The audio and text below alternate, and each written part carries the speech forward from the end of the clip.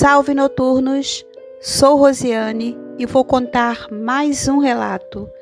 Espero que gostem. Não esqueçam de se inscrever no canal se não forem inscritos, comentar o que achou do vídeo e o mais importante, deixar o seu like. Faça isso agora, por favor. Gratidão e vamos de relato.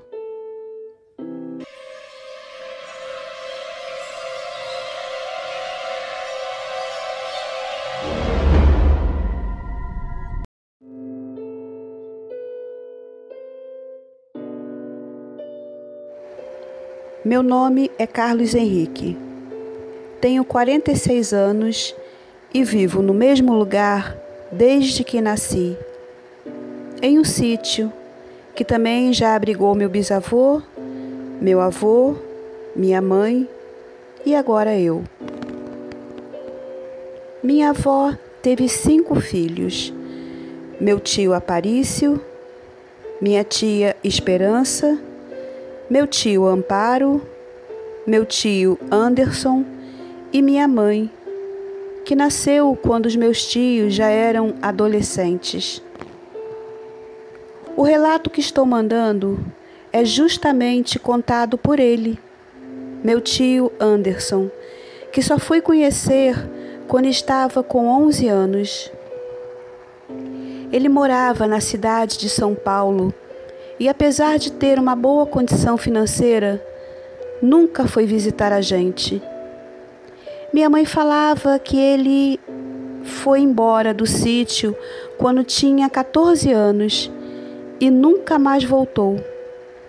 E que durante toda a sua adolescência passou quase a metade dela em clínicas para pessoas com graves traumas e que ele havia passado por algo que ninguém sabia explicar. Minha mãe sempre falava isso, mas jamais disse o que tinha sido. E somente quando conheci meu tio, fiquei sabendo. Mas antes de contar a história dele, vou falar um pouco sobre mim. Apesar de não ter nada a ver com a história, algumas coisas precisam ser explicadas. Como disse, nasci naquele sítio e ainda hoje vivo nele. Acontecem várias coisas inexplicáveis naquele lugar, mas com o tempo vou mandando. Por ora, vou contar o relato do meu tio.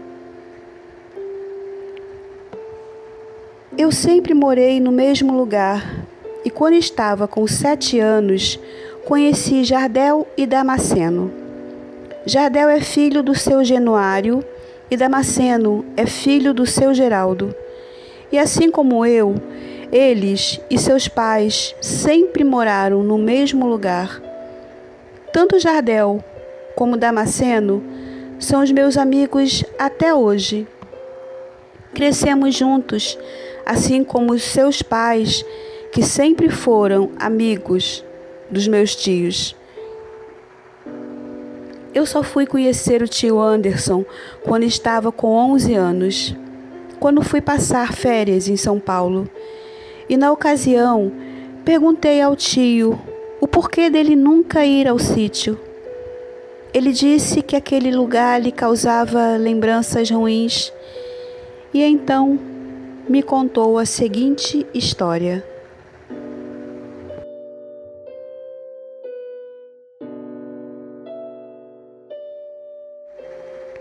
Essa história aconteceu em 1940. Nessa época, eu e meus irmãos fazíamos todo o trabalho no sítio, junto com os nossos pais e a nossa avó. Plantávamos, colhíamos, cuidávamos dos animais e todo o resto. Levantávamos bem cedo, antes mesmo do sol nascer. Íamos para a escola e depois para a lida. Isso era todo santo dia. Minha mãe deixava a comida pronta e toda vez que voltávamos da escola, passávamos em casa, pegávamos a comida e íamos para a roça.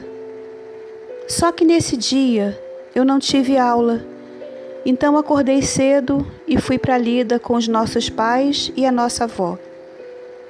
Ficou combinado então de meus irmãos irem direto da escola para a roça, pois era a época da colheita e tínhamos muito trabalho. E eu, como não tive aula, ia na hora do almoço buscar as comidas. Para mim não tinha nada demais. Conhecia o caminho como a palma da minha mão e ali não era de forma alguma um lugar perigoso. Quando deu mais ou menos 10h30, minha avó pediu para eu subir na carroça para buscar as marmitas, pois entre ir e voltar dava mais ou menos umas 2 horas, se fosse rápido. Subi na carroça e fui.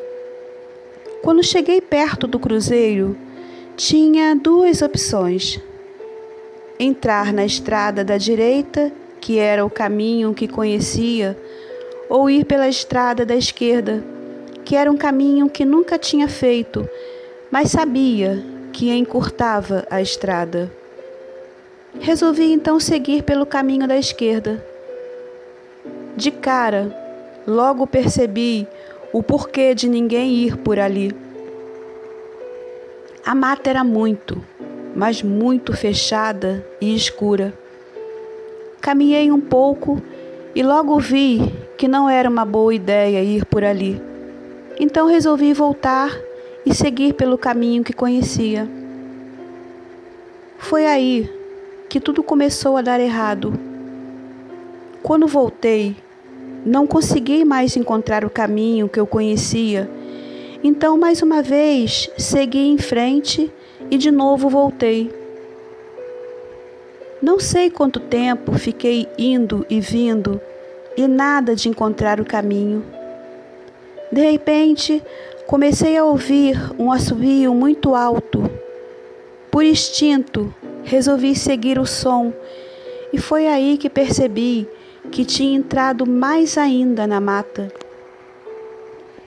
Passei por lugares que nunca tinha visto, apesar de ter nascido naquelas terras. Percebi que o cavalo estava cansado e eu também. Afinal, já estava anoitecendo e o desespero começou a tomar conta de mim de verdade. Eu estava com fome, com sede e morrendo de medo da coça que levaria da minha mãe por estar demorando tanto. Estava também com muito sono, muito mesmo. Resolvi parar para descansar e descansar o cavalo também. Sentei numa moita e adormeci. Quando acordei, percebi que a noite tinha tomado conta de tudo. Estava tão escuro que mal conseguia ver as minhas mãos. Não dava para fazer absolutamente nada àquela altura. Resolvi que ficaria por ali até a manhã seguinte. Estava com muito frio. A sensação que eu tinha era de estar dentro de uma geladeira e tinha uma espécie de névoa que cobria tudo. Foi a pior sensação da minha vida. Tentei dormir novamente, mas os sons da mata não deixavam. De novo comecei a ouvir aquele assovio. Eu tremia de medo, e era um medo incontrolável. Acho que adormeci de cansaço, pois quando acordei novamente, o sol já estava forte, muito forte mesmo.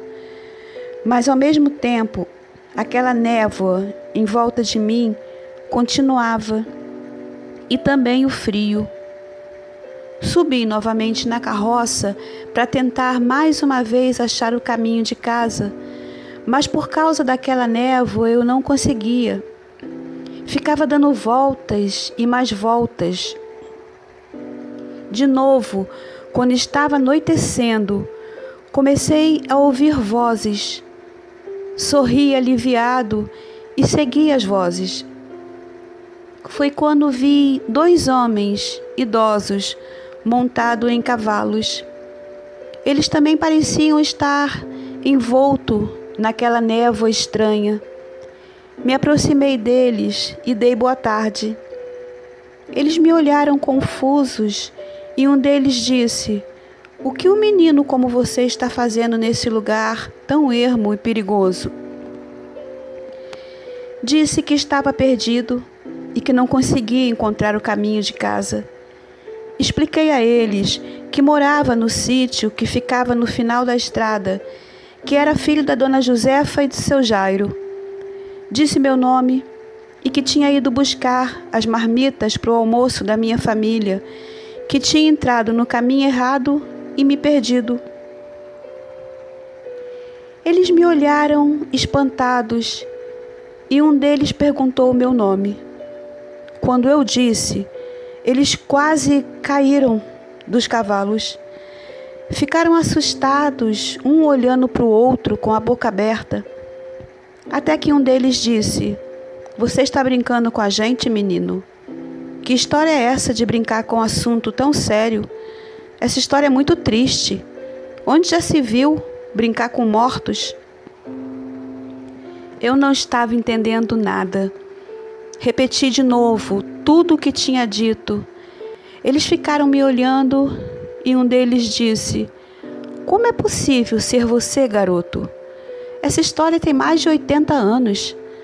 A família de Dona Josefa, mais seu Jairo, nem existe mais." Naquele momento, não sabia se estava entendendo o que aqueles homens estavam falando.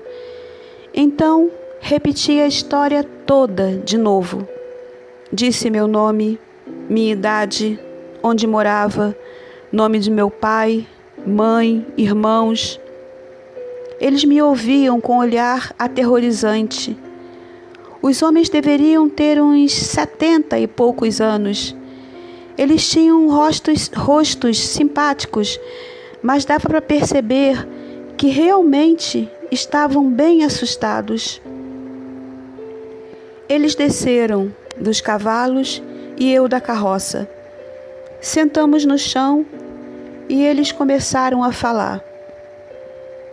"Garoto, desde que eu era pequeno, que meu pai fala que tinha um amigo, quando ainda era criança, que sumiu. Esse amigo do meu pai e do pai desse aqui eram amigos de sempre. E eles contam que um dia o amigo deles, que tinha seu nome, sua idade e sua família, simplesmente sumiu.